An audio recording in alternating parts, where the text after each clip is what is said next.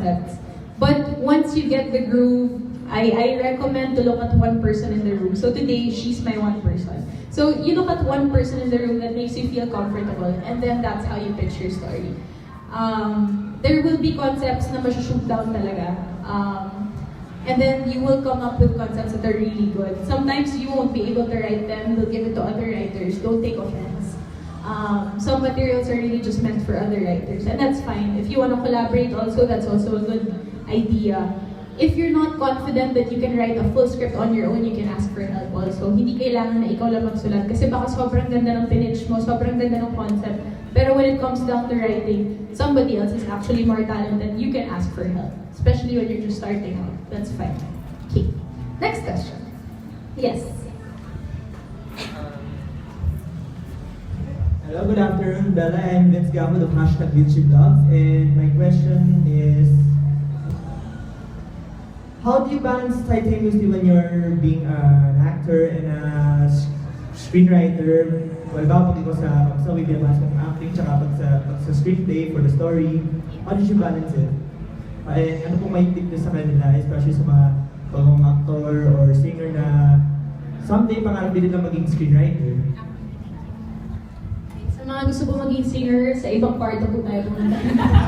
Hindi ko po talaga matuturo, hindi ko pa po na-achieve masyado. I'm getting there. Thank you, Vince, for your question. The first part of the question was, how do I balance the time? Okay, I will tell you a story. I was shooting Fantastica one day sa studio na walang signal, and may deadline ako for Star Cinema script. And nagsusulat ako, nagtatawanan sila, bias, nagbibiroan sila. Ang sinusulat ko, mamamatay yung isang character ko. Susulat ako ng sulat. Nung isa-send ko na walang signal, kahit yung phone ko, nagpa-personal hotspot ako, wala. Tapos alam mo yung 5 o'clock na, 5 yung deadline ko, lumipas na, nag-6 na, wala talagang signal. Tinanggap ko na lang. Merong moments na gano'n na artista ka sa set na to, pero syempre meron ka namang ibang buhay. So, sa inyo dito, marami akong, alam niyo na nag-take ako ng class kay Sir Yukili.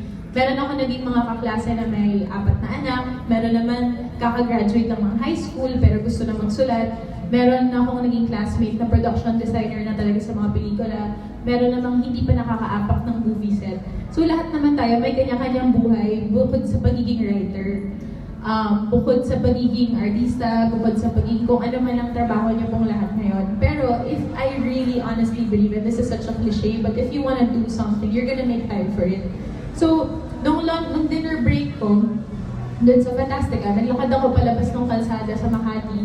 Naghahanap ako ng signal para ma-hotspot ko. So, yung isang kamay ko may cellphone, yung isang kamay may laptop. You will find time.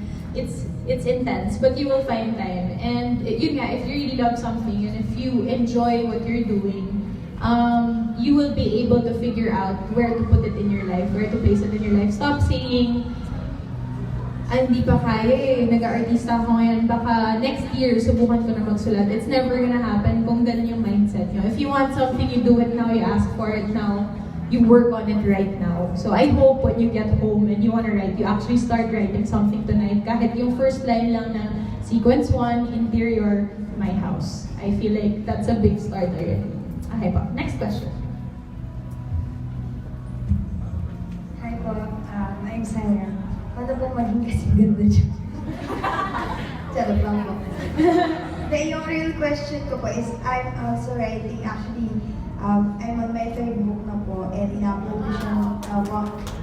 And actually, sobrang na-inspired po ako. Ito po, ang nangyayari kasi sa akin is nagkasakit, tapos nawalan na ako ng time din sa 3rd book ko. So, yung parang pinaka-question ko po is, may discipline ba dapat ang isang author? And anong mga tips, alam niyo, kasi po ako, when I write, sana siya pumapasok sa utak ko. Tapos, nasulat ko na pala, tapos na pala. So, may iba pa po bang techniques? And yun nga po, if may kailangan po mga discipline na yung author para mas gumanda pa yung mga stories na ginagawa niya.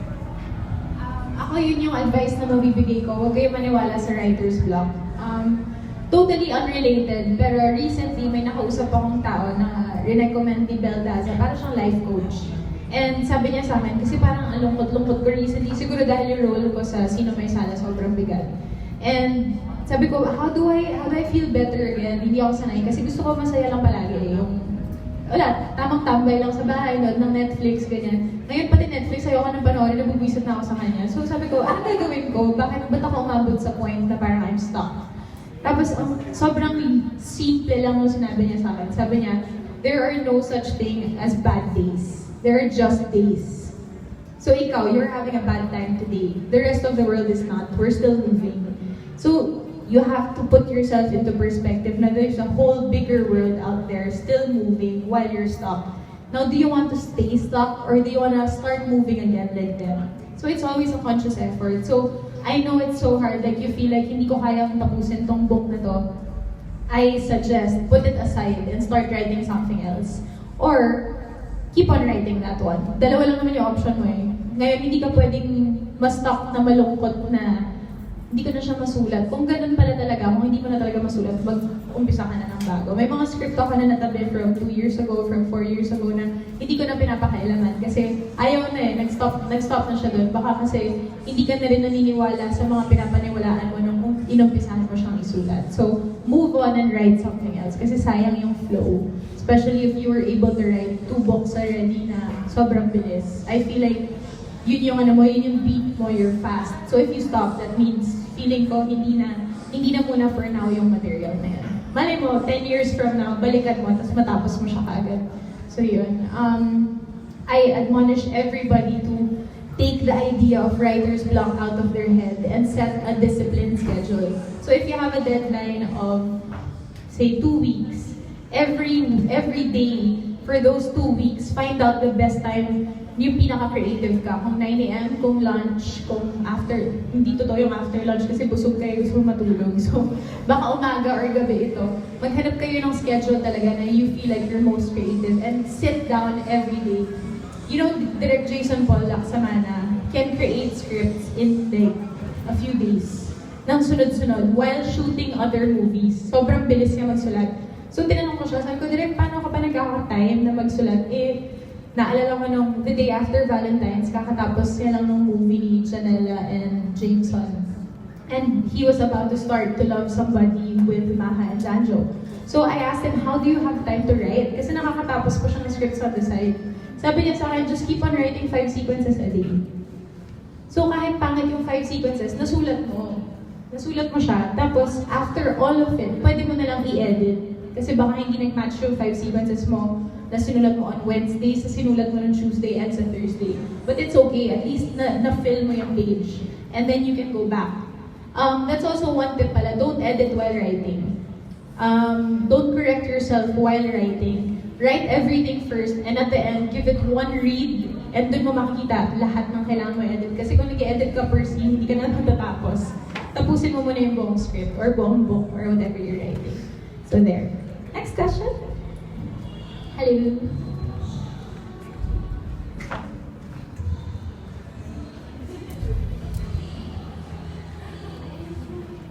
Hi, Miss Bridget. Parang galing mo. Sa totoo lang may juries. So, I'm Cha.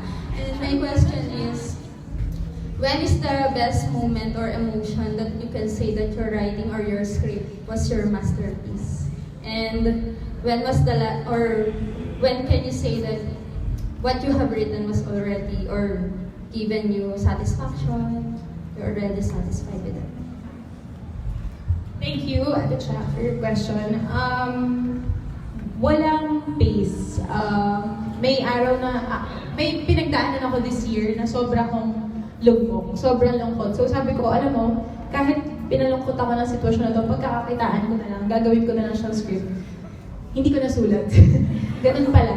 Pag sobra naman pala yung emotion na fresh pa and raw, ayaw mo siyang basahin, ayaw mong pakinggan, ayaw mong i-relive kasi masyado pang fresh, nararamdaman mo pa siya masyado. Kumbaga, bukas na bukas pa yung sugat mo, linagyan mo na ng asin.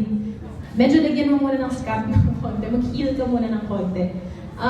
I don't believe, like there are brilliant writers, like okay, I'll give an example. Kahit director, si Tarantino, ang gaganda ng mga movies niya. And I don't believe he's a killer in real life, diba? Pero napaportray niya or nalalabas niya sa movies niya yung ganong vision. I don't believe na you have to go through something to write. Some of the best writers are the people who don't really get to go out or have these experiences. Sometimes, yun yung gusto nila mangyari, kaya nila nasusulat. So, yun, I don't believe there's a perfect moment to achieve your masterpiece. And I believe I haven't written my masterpiece yet. I'm just getting started. So, yun. Did that answer your question? Okay. Next question po.